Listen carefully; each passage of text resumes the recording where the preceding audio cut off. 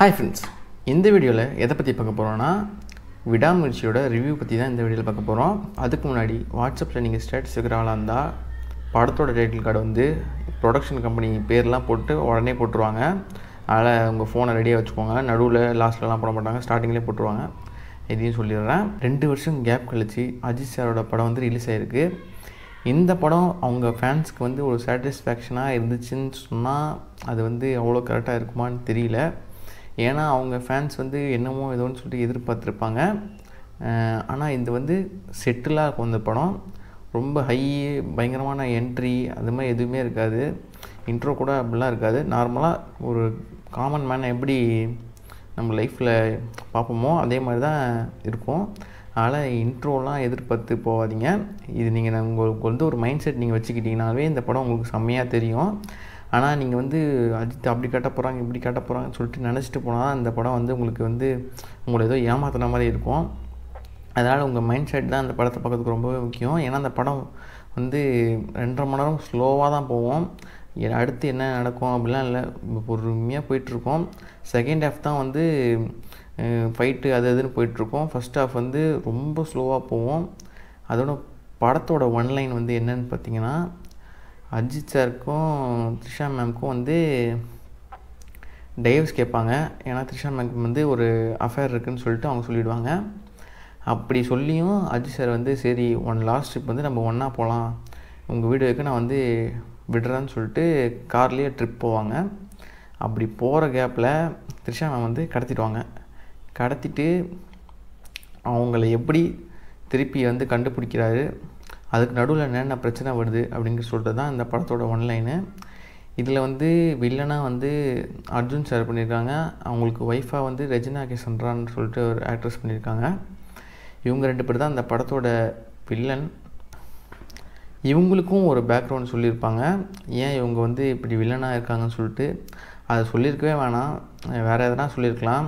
அது ஏதோ ஒரு மென்டல் ஹாஸ்பிட்டலில் காட்டி இப்படி தான் இவங்க வில்லன் ஆனாங்க அப்படின்னு சொல்லிட்டு அது ஒரு ரிலேஷன்ஷிப் சொல்லி அதுக்கு ஒரு இதை போட்டு அது எங்கெங்கேயோ போவோம். அதெல்லாம் சொல்லாமலே இருந்திருக்கலாம். இந்த படம் வந்து எந்தெந்த மைண்ட் செட் பிடிக்கும்னா, அஜித் சாரை பார்த்தா போதும் அப்படின்னு சொல்லிட்டு நினைக்கிறவங்களுக்கு வந்து இந்த படம் ரொம்ப பிடிக்கும். ஏன்னா அஜித் சாரை வந்து எல்லா ஃப்ரேம்லேயும் வந்து அஜித் சாரை செம்மையாக காட்டியிருப்பாங்க.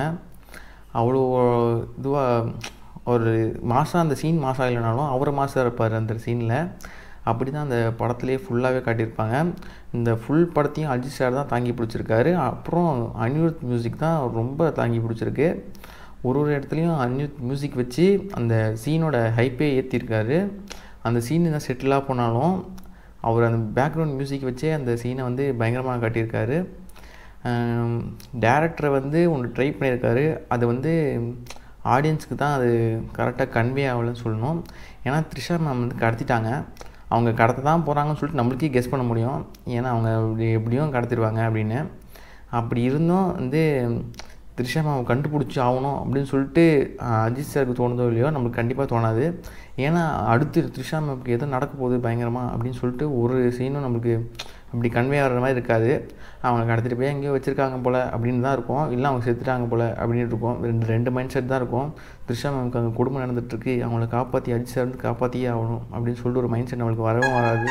அப்படி ஒரு மைண்ட் செட் தான் நம்மளுக்கு இருக்கும். சரி இதில் வந்து நிறைய ட்விஸ்ட் அண்ட் டர்ன்ஸ் இருக்கும் அப்படின்னு நினச்சிங்கன்னா அதுவும் இருக்காது. லாஸ்ட்டில் கிளைமேக்ஸில் தான் ஒரு ட்விஸ்ட் இருக்கும். அதை வந்து நீங்கள் அப்படியே விட்டுருக்கலாம் போல், எதுக்குடா அந்த ட்விஸ்ட்டு அப்படியே விட்டுருந்தா கூட ஒரு ஃபீலிங்காக முடிஞ்சிருக்கும் படம் அப்படின்னு நினச்சிருப்பீங்க. ஏன்னா அப்படி ஒரு ட்விஸ்ட்டு கொடுத்துருப்பாங்க. எதுக்கு வந்து இவங்க ஒன்று சேரணும் அப்படின்னு ஒரு மைண்ட் செட்டும் நம்மளுக்கு இருக்காது. ஏன்னா ஸ்டார்டிங்லேயே அவங்களுக்கு ஒரு அஃபேர் இருக்குது, அவர் பேர் பிரகாஷ், நான் வந்து உங்களுக்கு டைவர்ஸ் வாங்க போகிறேன் அப்படின்னு சொல்லிடுறாங்க. லாஸ்ட்டில் இவங்க எதுக்கு சேரணும், இவங்களுக்காக எதுக்கு இவர் வந்து இவ்வளோ சண்டை போடணும் அப்படின்ற ஒரு மைண்ட் செட்டும் உங்களுக்கு படம் ஃபுல்லாகவே உங்களுக்கு போகும். அதனால் இவ்வளோ பிரச்சனை வந்து இந்த படத்தில் இருக்குது. பாட்டு அந்த சவடிக்கா பாட்டும் அப்புறம் அந்த 2 பேரும் டைவர்ஸ் வாங்கிறதுனால ஒரு ஷேட் சாங் ஒன்று இருக்கும், அதுவும் செம்மையாக ஒர்க்காக இருந்துச்சு. அந்த பாட்டும் செம்மையாக ஒர்க்காக இருந்துச்சு தான் சொல்லணும். வேறு என்ன இந்த படத்தில் வந்து பாசிட்டிவ்னு பார்த்திங்கன்னா, சினிமோட்டோகிராஃபி ஒரு ஃப்ரேமும் அப்படி வந்து ரசித்து எடுத்திருக்காங்க. அவ்வளோ நீங்கள் பார்த்தீங்கன்னா உங்களுக்கு புரியும். ஒரு சீனும் வந்து அந்த ஃப்ரேம் வைஸ் பார்த்திங்கன்னா அவ்வளோ செம்மையாக இருக்கும். இந்த படத்தை நீங்கள் பார்க்கணுன்னு நினச்சிங்கன்னா ஒரு ஒரு உங்களுக்கு வந்து எந்த ஒரு எக்ஸ்பெக்டேஷனும் இல்லாமல் அஜித் சார் போய் பார்க்க போகிறோம், இந்த படத்தை வந்து நம்ம பார்த்து ரசிக்க போகிறோம் அப்படின்னு சொல்லிட்டு நீங்கள் போனீங்கன்னா தான் உங்களுக்கு வந்து பிடிக்கும். அஜித் சார் அப்படி காட்ட போகிறாங்க, ஃபைட்லலாம் அஜித் சார் அடித்து 2 கை 2 பேர் பறக்க போகிறாங்க அப்படின்னு நினச்சி போனீங்கன்னா அப்படிலாம் இருக்காது. நார்மலாக ஒருத்தர் எப்படி சண்டை போடுவாங்களோ அதே மாதிரி தான் இருக்கும். நிறைய பேர் சண்டையாக போட மாட்டோம், அந்த எப்படி தவிர்க்கலாம் தான் பார்ப்போம். அதே தான் இவரும் பண்ணுவார், நிறைய இடத்துல தவிர்ப்பார். இதில் இன்னொன்று பிரச்சனையும் இருக்குது. என்னென்னா வில்லன் எவ்வளோ கொடூரமாக உங்கள் ஒய்ஃபை உங்களை கொன்றுவேன் அப்படின்னு சொல்லிட்டு அவங்க வாழ்க்கைக்கே த்ரெட்டனாக இருக்காரோ அதுக்கு ஆப்போசிட்டாக இவர் வந்து அஜித் சார் இருப்பார். எப்படின்னா இப்போ வில்லன் வந்து இப்படி மிரட்டிகிட்டு இருப்பார், உங்கள் ஒய்ஃபெல்லாம் கொன்றுவோம், உங்களையும் கொல்ல போகிறோம் அப்படின்னு சொல்லிட்டு கன் பாயிண்டில் இருப்பார். அப்பயும் இவர் தப்பிச்சு அடித்து நிற்கும் போது கூட அவங்களுக்கு அடிபட்டுச்சுன்னு சொல்லிட்டு இவர் ஒரு ஃபீல் பண்ணுற கேரக்டராக இருக்காரா, அந்த கேரக்டராக அப்படி ரைட்டிங்லேயே அப்படி இருந்துச்சா இல்லை இவர் அப்படி பண்ணிட்டாரான்னு தெரியல. எல்லா இடத்துலையும் லாஸ்ட்டில் இந்த சீன் நான் சொல்லக்கூடாது, நான் சொல்கிறேன். ரெஜினா கேசண்ட்ரா வந்து ஒரு ஆசிட் இதில் வந்து ஊந்துருவாங்க, 2 பேரும் சேர்ந்து விழுவாங்க, அதில் இவங்க மட்டும் அதில் ஊந்துருவாங்க. அதுக்கு வந்து இவர் ஃபீல் பண்ணுவார், ஐயோ அவங்க அதில் விழுந்துட்டாங்களேன்னு. அவங்க வந்து இத்தனைக்கும் சொல்லுவாங்க, ஒய்ஃப் மூஞ்சி உன்னால் பார்க்கக்கூட முடியாது அப்படி ஆக்கி வச்சுருக்கேன்னு. அப்படி பண்ணியும் இவங்க இப்படி விழுந்துட்டாங்களே அப்படின்னு சொல்லிட்டு ஒரு ஃபீல் பண்ணுற கேரக்டரான்னு சொல்லிட்டு நிறைய இடத்துல காட்டியிருப்பாங்க அஜித் சாரை. நிறைய வில்லன் இவர் அடிக்கும் போதும் அவங்களுக்கு ஃபீல் பண்ணுறது, அவர் அடிக்கும் போதும் ஃபீல் பண்ணுறதுன்னு சொல்லிட்டு இவர் வந்து ஒரு மற்றவங்களை வந்து பார்க்குற ஒரு கேரக்டராக வந்து இந்த ரைட்டிங்கில் எழுதியிருக்காங்களா என்னன்னு தெரியல. இப்படி தான் எனக்கு கன்வே ஆச்சு. உங்களுக்கும் அப்படி இருந்துச்சுன்னா சொல்லிட்டு கமெண்ட் செக்ஷனில் சொல்லுங்கள்.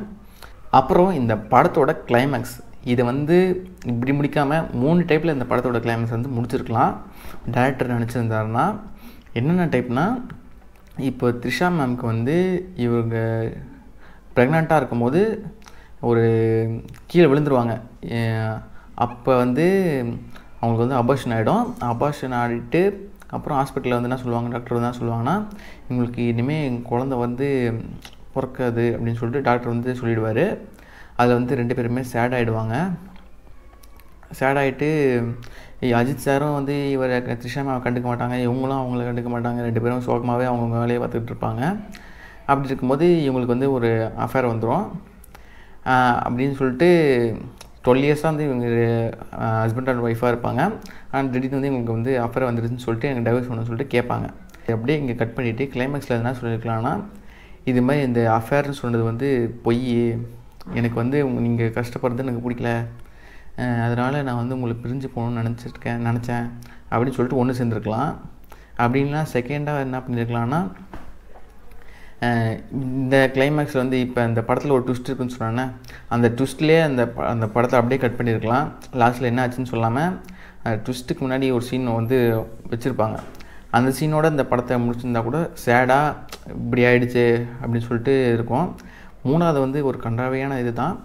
இருந்தாலும் அஜித் சார் வந்து இவ்வளோ பண்ணுறவர் இதையும் பண்ணுவார் அப்படின்னு சொல்லிட்டு ஒரு மைண்ட் செட்டை வந்து கொடுத்து அஜித் சாரை வந்து ஒரு ஹையாக காட்டி, என்ன சொல்கிறது, ஒரு இதுவாக காட்டியிருக்கலாம். எப்படின்னா, அவங்க வந்து ஒரு பிரகாஷ்னு ஒருத்தங்க கூட வந்து அஃபேரில் இருக்காங்கல்ல த்ரிஷா மேமு, கடைசி இவ்வளோ போராட்டத்துக்கு அப்புறம் சொல்கிறதுக்கு ஒரு மாதிரி தான் இது, இவ்வளோ போராட்டத்துக்கு அப்புறம் அவங்க கூடயே வந்து சேர்த்து வச்சிடுற மாதிரி அப்படின்னு சொல்லிட்டு, நீ உன் லைஃப்பை பாரு அப்படின்னு சொல்லிட்டு நிறைய படத்தில் வந்து அஜித் சார் வந்து போக விடுங்க சார் அப்படின்னு டைலாக் பேசுவார்ல, அதே மாதிரி இதுலேயும் ஒரு லாஸ்ட்டில் ஒரு டைலாக் போட்டு பார்த்திபன் சார் கூட ஒரு இன்டர்வியூவில் சொல்லியிருப்பார், இது மாதிரி விட்டு கொடுக்குறது தான் ஒரு இதுன்னு சொல்லிட்டு அது மாதிரி ஒரு டைலாகை போட்டு படத்தை வந்து இப்படி வச்சு முடிச்சிருக்கலாம். இந்த 3 மெத்தடில் வந்து இந்த படத்தை முடிச்சிருக்கலாம். எப்படியுமே முடிக்காமல் கடைசியில் வந்து இவர் கூடயே வந்து சேர்ந்த மாதிரி முடித்து, இப்போ இந்த பிரகாஷையும் ஏமாற்றி இவரையும் ஏமாத்துகிற மாதிரி ஒரு சீனாக தான் இந்த படத்தை முடிச்சிருக்காங்க. இதுதான் இந்த படத்தோட பெரிய என்ன சொல்கிறது ஒரு இதுன்னு சொல்லலாம். இதில் எப்படிக்கும் பார்த்ததுக்கும் இந்த படத்தை வந்து 2 டைம் கூட பார்க்கலாம். ஆனால் அது வந்து உங்களுக்கு ரொம்ப பொறுமை வேணும். ஃபஸ்ட் டைம் பார்க்கும்போது ரொம்ப பொறுமையாக போகுது அப்படின்னு சொல்லிட்டு யோசிப்பீங்க. எனக்கு என்ன பிரச்சனைனா, எனக்கு யாருன்னா ஒருத்தருங்க வந்து பக்கத்தில் வந்துடுறாங்க, படம் வந்து தேட்டரில் ஓடிட்டு தான் இருக்குது. நான் வந்து 11 o'clock ஷோ போனேன், FDFஸ்க்கு அடுத்த ஷோ. FDFஸில் யாருன்னா ஒரு ஸ்டேட்டஸ் போட்டுருப்பாங்களே, அந்த ஸ்டேட்டஸை வந்து பக்கத்தில் ஒருத்தர் உட்காந்துட்டு பார்த்துட்டு இருந்தார். எனக்கு வந்து டைவர்ட் ஆகிட்டே இருந்துச்சு, இன்னும் சவுண்டு வச்சு ஃபுல் சவுண்டில் வச்சு பார்த்துட்டு இருக்கிறாரு. அது மாதிரி இந்த படத்தை பார்க்குற மைண்ட் செட் வந்து கெடுத்து கொடுத்துருக்கு நிறைய பேர் வந்து தேட்டருக்கு வராங்க. இன்னொரு விஷயம் என்னென்னா, இந்த படத்தை பற்றி வேணும்ட்டே விஜய் சார் ஐடினா விஜய் சாரை ஃபோட்டோ அதெல்லாம் வச்சுக்கிட்டு சில ஃபேக் ஐடிலாம் க்ரியேட் பண்ணி அஜித் சாரை வந்து அசிங்கப்படுத்துகிற மாதிரி நிறைய பேர் வந்து கமெண்ட் செக்ஷனில் வந்து கமெண்ட் போட்டுருக்காங்க நிறைய ரிவ்யூஸில். இதெல்லாம் நான் பார்த்துட்ருக்கேன். ஆனால் நிறைய எல்லாம் மோஸ்ட் ஆஃப் த ஐடி வந்து ஃபேக் ஐடியாக இருக்குது. வேணும்ட்டே இது வந்து தப்பாக சொல்லி ஆகணும் அப்படின்னு சொல்லிட்டு சில பேர் வந்து, ஆனால் விஜய் ஃபேன்ஸ் கிடையாது, அவங்க வேறு யாரோ அதில் பண்ணிகிட்ருக்க மாதிரி தெரியுது. அது ஏன் பண்ணுறாங்கலாம் தெரியல, இது மாதிரி பண்ணிகிட்ருக்காங்க. ஆனால் விஜய் ஃபேன்ஸை அப்படி பண்ணுற மாதிரி அவங்க பண்ணல. ஆனால் வேறு யாரோ தான் அது மாதிரி பண்ணிகிட்ருக்காங்க, என்னன்னு தெரியல. அதையும் பார்த்துக்கோங்க அஜித் ஃபேன்ஸ். ஏன்னா விஜய் ஃபேன்ஸை நீங்கள் தப்பாக நினச்சிடாதீங்க. நானும் ஒரு விஜய் ஃபேன் தான். ஆனால் ஃபஸ்ட் ஷோ போயிட்டு வந்துட்டேன். அதுமாரி தான் நிறைய பேர் இருக்காங்க. ஆனால் சில பேர் வந்து அதை குழப்பற மாதிரி பண்ணுறாங்க. அது எதுக்கு பண்ணுறாங்கன்னு தெரியல. அவ்வளோ தான் இந்த வீடியோ. மறக்காமல் சப்ஸ்கிரைப் பண்ணிவிடுங்க. பாய்.